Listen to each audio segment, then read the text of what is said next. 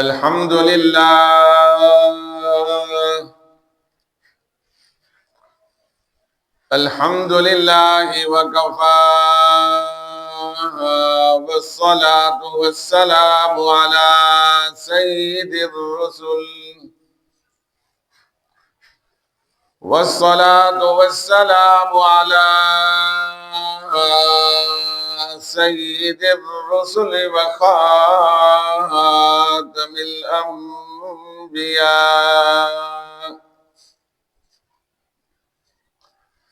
أما بعد فأعوذ بالله من الشيطان الرجيم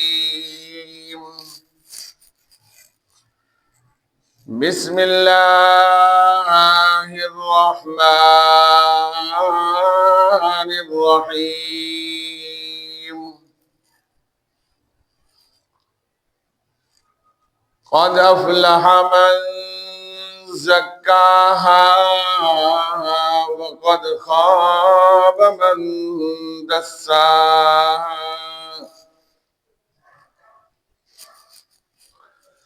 صدق الله مولانا العظيم وبلغنا رسوله النبي الكريم ونحن على ذلك لمن الشاهدين والشاكرين والحمد لله رب العالمين.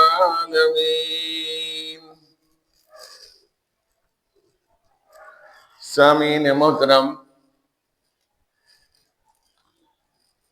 آج آپ کی مسجد کے اندر 14 نومبر 2025 کو جمعے سے تصوف کے عنوان پر بات کرنے کا موقع مل رہا ہے۔ عزیز دوستو، تصوف یہ صوف سے لیا گیا ہے۔ جس طرح تقمصہ کا معنی ہوتا ہے قمیص پہننا، کرتا پہننا، اسی طرح تصوف کا معنی ہوتا ہے اون کا لباس پہننا۔ شریعت کے اصطلاح کے اندر تصوف اور صوفی ان لوگوں کو کہا جاتا ہے جو لوگ اپنے اندر کو پاک و صاف رکھتے ہیں، یعنی جھوٹ نہیں بولتے، غلط بیانی نہیں کرتے، ان کا باطن صاف ہوتا ہے، ان کا ظاہر بھی صاف ہوتا ہے۔ اس کو قرآن و شریعت کے اصطلاح کے اندر تزکیہ نفس کہا جاتا ہے، اور اس کو احسان و سلوک کہا جاتا ہے۔ اس کی اہمیت یہ ہے کہ سیدنا مجدد الفسانی رحمت اللہ علیہ تعالی فرماتے ہیں، شریعت جو احکامات الہیہ کا نام ہے، ان پر عمل کرنے کا نام تصوف و تزکیہ ہے۔ احکامات الہیہ علم، عمل اور اخلاص کا نام ہے۔ علم ہوگا تو اس پر عمل ہوگا، علم بغیر عمل کے بیکار اور بے فائدہ ہے، اور اسی طرح عمل بغیر اخلاص کے فضول ہے۔ علم ہو، اس پر عمل ہو، اور وہ عمل اخلاص کے ذریعے سے کیا جائے تو اس کو احسان و تصوف کہا جاتا ہے۔ اس کو تزکیہ السلوک کہا جاتا ہے۔ اس کی اہمیت قرآن و حدیث سے واضح ہے۔ حدیث جبریلی کے اندر ایک مرتبہ سیدنا جبریل امین آئے اور رسول پاک صلی اللہ تعالی علیہ وسلم کے سامنے بیٹھ گئے۔ سیدنا جبریل امین نے 3 سوال کیے۔ پہلا سوال مل ایمان، ایمان کیا ہے؟ دوسرا سوال مل اسلام، اسلام کیا ہے؟ اور اس کے بعد تیسرا سوال سیدنا جبریل امین نے یہ کیا کہ مل احسان، اے اللہ کے رسول احسان کیا ہے؟ جب یہ 3 باتیں پوچھی، اللہ کے رسول صلی اللہ تعالی علیہ وسلم ایمان بتلایا، اسلام بتلایا، احسان بتلایا، جس کو تصوف و تزکیہ و نفس کہا جاتا ہے۔ آپ نے فرمایا اللہ کی عبادت اس طرح کرو کہ گویا اللہ کی ذات تمہیں دیکھ رہی ہے، یہ کیفیت پیدا ہو جائے۔ اور فرمایا اگر یہ کیفیت پیدا نہیں ہوتی تو کم سے کم اللہ کی عبادت ایسے کرو کہ اللہ تمہیں دیکھ رہا ہے، یا اتنی عبادت کرو کہ اللہ کو تم دیکھ رہے ہو۔ یعنی پہلا درجہ یہ ہے کہ اللہ کی عبادت ایسے کرنی ہے کہ گویا اللہ ہمارے سامنے ہے۔ اگر یہ کیفیت پیدا نہ ہو تو پھر کم سے کم یہ تصور پیدا ہو جائے، کم سے کم یہ تبدیلی انسان کے اندر آ جائے کہ اللہ کی کریم ذات اس کو دیکھ رہی ہے۔ تو سیدنا جبریل امین جب یہ سوال کر کے واپس تشریف لے گئے تو اللہ کے رسول صلی اللہ تعالی علیہ وسلم نے سیدنا فاروق اعظم سے پوچھا، اے فاروق اعظم یہ کون تھے؟ سیدنا عمر ابن خطاب رضی اللہ تعالی عنہ نے فرمایا، اے اللہ کے رسول آپ ہی بہتر جانتے ہیں کہ یہ کون تھے۔ آپ نے فرمایا فَإِنَّهُ جبریل أَتَاكُمْ يُعَلِّمُكُمْ دِينَكُمْ۔ اے عمر ابن خطاب یہ جبریل امین تھے جو آپ کے پاس آئے تھے، آپ کو آ کر انہوں نے دین کی تعلیم دی، اسلام کی تعلیم دی۔ تو یہ تصوف کی اہمیت ہے۔ اب تصوف سے، احسان و سلوک سے کیا چیز پیدا ہوتی ہے؟ اس سے اللہ تصوف انسان کے دل کے اندر اللہ کی محبت کو پیدا کر دیتا ہے۔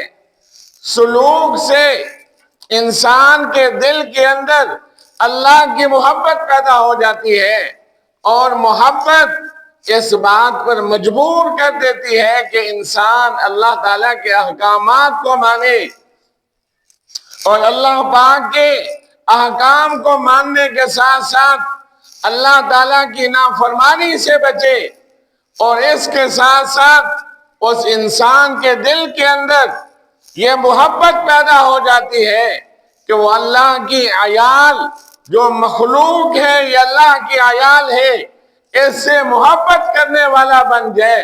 فرمایا یہ احسان ہے، فرمایا یہ احسان ہے۔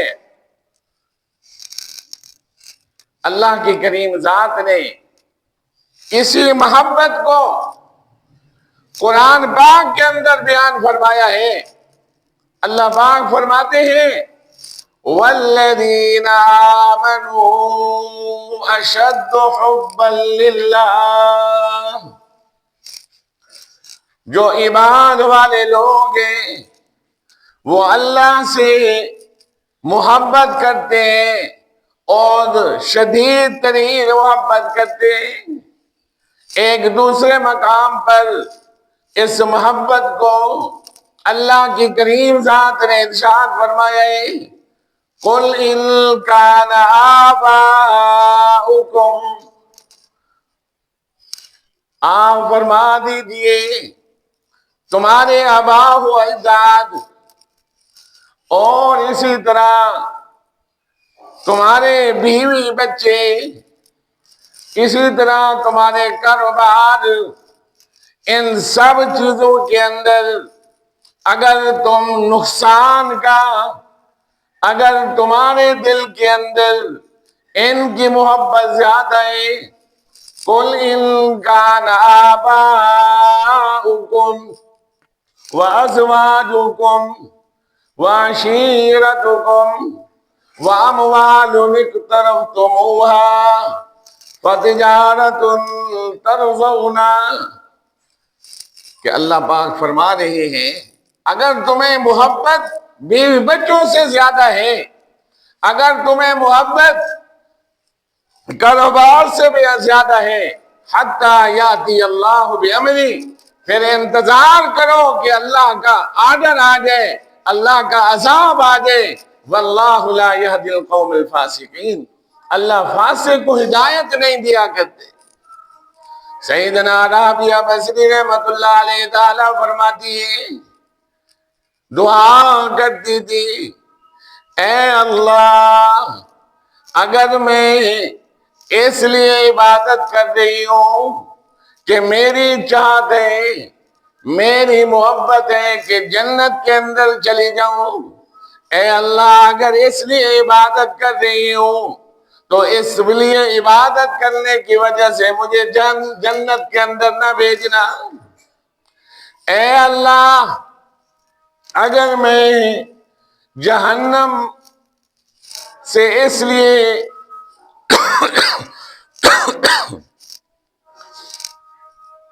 جہنم سے خوف کی وجہ سے، بچنے کی وجہ سے عبادت کر رہی ہوں، اے اللہ مجھے اس جہنم کے اندر جھونک دینا، اے اللہ میری عبادت کرنا، میری خوف پیدا کرنا، یہ صرف تیری رضا کے لیے۔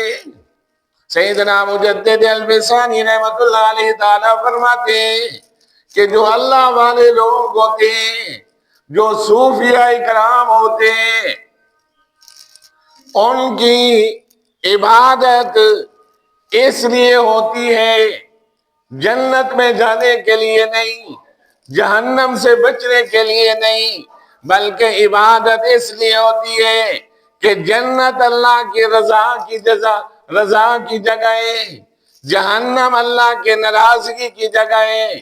وہ کہتے ہیں کہ اللہ والے جو لوگ ہوتے ہیں وہ عبادت اللہ کی محبت کے اندر آ کر کرتے ہیں، اللہ کی محبت کے اندر آ کر عبادت کرتے ہیں۔ اسی طرح سیدنا امام احمد بن حنبل رحمت اللہ علیہ تعالی فرماتے ہیں جن کو 5 لاکھ احادیث یاد تھی، آپ بشر حافی کے پاس جاتے ہیں، ان کے شاگردوں نے کہا حضرت آپ قرآن کے حافظ، آپ احادیث کو یاد کرنے والے، آپ بشر حافی نہ محدث ہے نہ عالم ہے، ان کے پاس کیا کرنے کے لیے جاتے ہو؟ فرمایا سیدنا امام احمد بن حنبل رحمت اللہ علیہ تعالی نے کہ میں ان کے پاس اس لیے جاتا ہوں کہ مجھے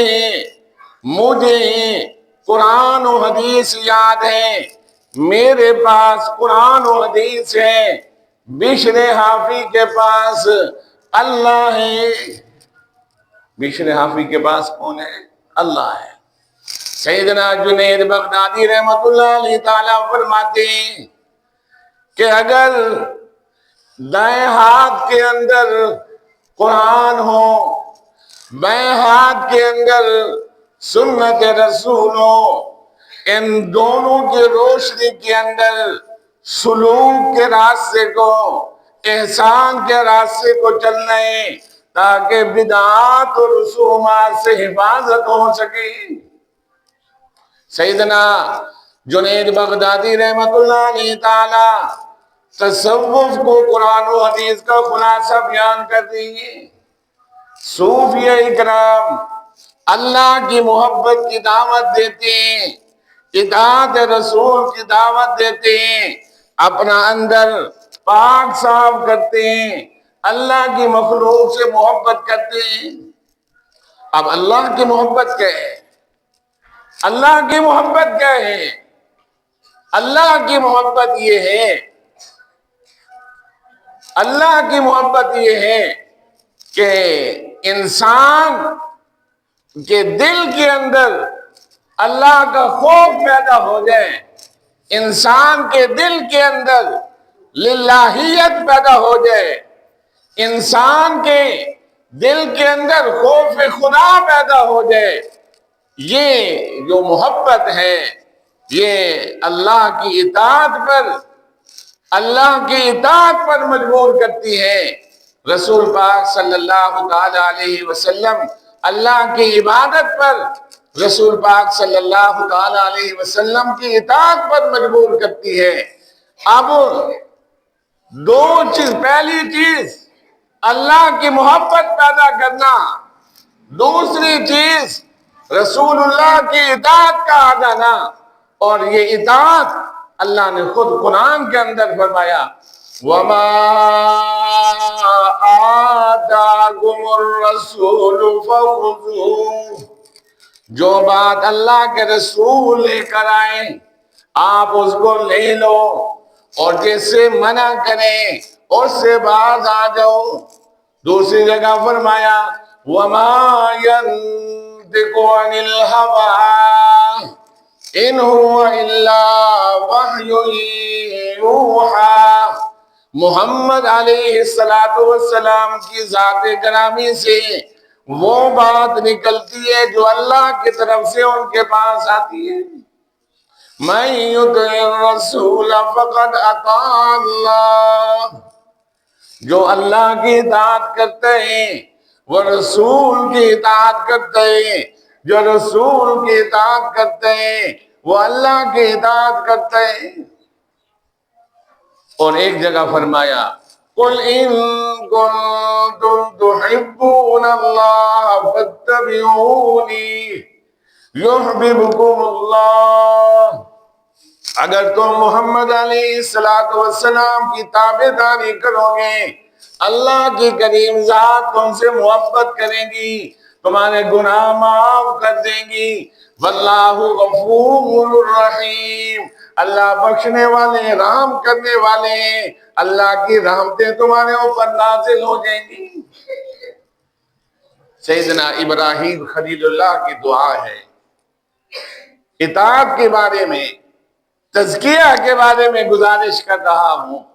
سیدنا ابراہیم خلیل اللہ نے دعا کی ربنا وابعث فیہم رسولا یتلو علیہم آیاتی ویزکیہم ویعلمہم الکتاب والحکمہ، اے اللہ ایسا رسول بھیج دیں جو اللہ کی آیات کو تلاوت کرے، اللہ کے آیات اور کتاب اور حکمت کو بیان کریں۔ علماء نے لکھا ہے منصب نبوت قرآن کی تلاوت، سنت کی اشاعت، اور ان تمام کا مقصد جو ہے وہ تزکیہ نفس ہے، کیونکہ اللہ نے فرمایا وَيُزَكِّيهِمْ، تمہیں پاک کرنا محمد علیہ السلام کا مقصد ہے۔ اور پھر خود رسول پاک صلی اللہ تعالی علیہ وسلم فرما رہے ہیں، دعا کر رہے ہیں، بڑی عجیب دعا ہے، اللہم حبب، اے اللہ میرے اندر محبت پیدا کر دے، احب من الى نفسی و اہلی و من ماء البارد، بڑی عجیب دعا ہے، اے اللہ میرے اندر ایسی محبت پیدا کر دے اپنی کہ مجھے اپنی ذات، اپنی نفس سے زیادہ محبت ہے اللہ آپ کی میرے دل کے اندر ہو۔ وَمِن مَالِهِ، مال سے زیادہ محبت بھی ہے اللہ آپ کی ہو، من نفسی، نفس کی میری محبت بھی آپ کی محبت کے مقابلے میں کم ہو، وَمِن وَلَدِي، اور اولاد کی محبت بھی کم ہو، وَمِن مَاءِ الْبَارِدِ، اے اللہ ٹھنڈے پانی کی محبت سے بھی زیادہ تیری محبت ہو۔ آپ یہ بتلاؤ کہ گرمی پڑ رہی ہو، پنکھے شدید اے سی کے اندر بیٹھا ہو، اور وہاں گرمی سے بچنے کے لیے وہ پانی پی رہا ہو اور ٹھنڈا مشروب ہو، تو انسان کا دل کتنا چاہتا ہے کہ ٹھنڈا مشروب پیو۔ فرمایا اے اللہ آپ کی محبت اس پانی سے بھی زیادہ میرے دل کے اندر، ٹھنڈا پانی جتنا انسان کو محبوب ہوتا ہے اس سے بھی زیادہ میرے دل کے اندر محبت ہو جائے۔ اس کے بعد تزکیہ نفس، تیسری بات عرض کرنا چاہتا ہوں۔ پہلی بات تصوف، اللہ کی محبت کا آ جانا، دوسری بات رسول اللہ کی محبت کا دل کے اندر آ جانا، تیسری بات انسان کے دل کے اندر، انسان کا اندر پاک ہو جائے۔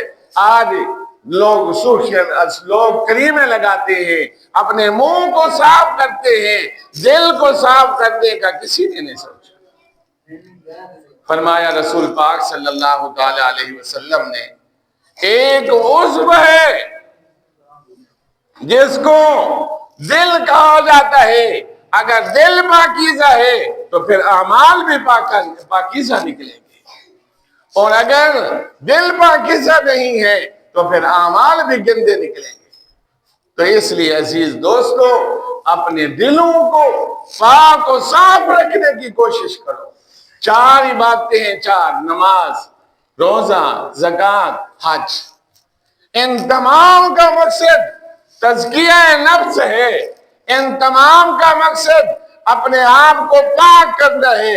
اللہ قرآن کے اندر فرماتے ہیں إِنَّ الصَّلَاةَ تَنْهَىٰ عَنِ الْفَحْشَاءِ وَالْمُنكَرِ، پیغمبر صلی اللہ تعالی علیہ وسلم نے فرمایا وہ نماز ہی نہیں جو تمہیں برائی سے نہ روکے۔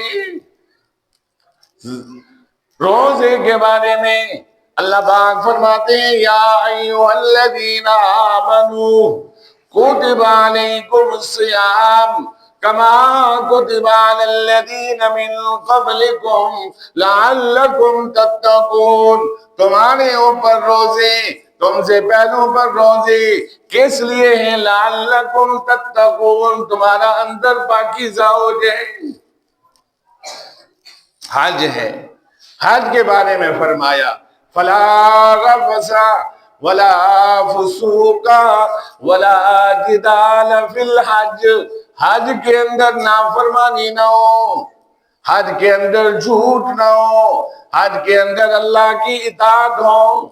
وَتَزَوَّدُوا فَإِنَّ خَيْرَ الزَّادِ التَّقْوَىٰ، کہ تمہارا توشہ حج کے اندر یہ ہونا چاہیے کہ تمہارے دل کے اندر خوف خدا پیدا ہو جائے۔ دیکھیں منصب نبوت قرآن کی تلاوت کرنا، منصب نبوت حکمت کی باتیں سنانا، اور سنت کی اطاعت کرنا، سنت کی اشاعت کرنا۔ علماء نے لکھا ہے وَيُزَكِّيهِمْ، قرآن پڑھنے کا مقصد بھی یہ ہے کہ انسان کا اندر پاکیزہ ہو جائے، نماز کا مقصد بھی یہ ہے کہ برائی سے منع ہو جائے، روزے کا مقصد بھی یہ ہے کہ اندر پاک ہو جائے، حج کا مقصد بھی یہی ہے کہ اندر پاک ہو جائے۔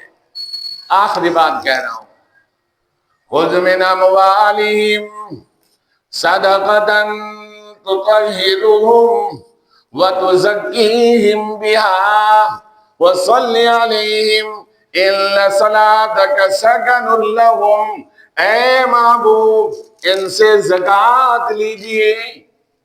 اے اللہ کیا مقصد ہے؟ وَيُزَكِّيهِمْ، خُذْ مِنْ أَمْوَالِهِمْ صَدَقَةً تُطَهِّرُهُمْ وَتُزَكِّيهِمْ، ان کو پاک کرنا ہے، ان کا تزکیہ کرنا ہے، ان کو پاک کرنا ہے، ان کا تزکیہ کرنا ہے۔ تو عزیز دوستوں خلاصہ کلام کیا ہوا؟ تصوف کا قرآن پڑھنے کا مقصد اور تزکیہ ہوا، اور حکمت کا مقصد تزکیہ ہوا، نماز پڑھنے کا مقصد تزکیہ نفس ہوا، جہاد کرنے کا مقصد تزکیہ نفس ہوا، حج کرنے کا مقصد تزکیہ نفس ہوا، روزہ رکھنے کا مقصد تزکیہ نفس ہوا، کہ ساری چیزوں کا خلاصہ یہ ہے کہ انسان کا اندر پاکیزہ ہو جائے۔ جب انسان کا اندر پاکیزہ ہو جاتا ہے پھر اللہ کی محبت آ جاتی ہے، اور جو محبت ہے یہ انسان کو مجبور کرتی ہے کہ اللہ کی اطاعت کرے، اور رسول اللہ کی اطاعت کرے، گناہوں سے بچ جائے، اور اللہ کی مخلوق سے اس سے کیا کرے؟ اس سے محبت کرے۔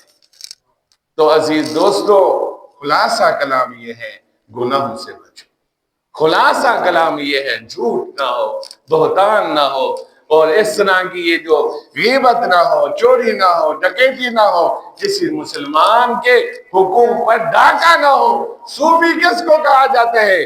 اللہ تعالیٰ کے حقوق اور عباد اللہ اور عباد مخلوق کے حقوق کو ادا کرنا، حقوق اللہ، حقوق العباد کو ادا کرنے کا نام تزکیہ ہے۔ اللہ کی کریم ذات سے مجھے امید ہے کہ اللہ پاک مجھے اور آپ کو تزکیہ نفس نصیب فرمائے گا، اپنی اطاعت نصیب فرمائے گا۔ وآخر دعوانا ان الحمدللہ رب العالمین۔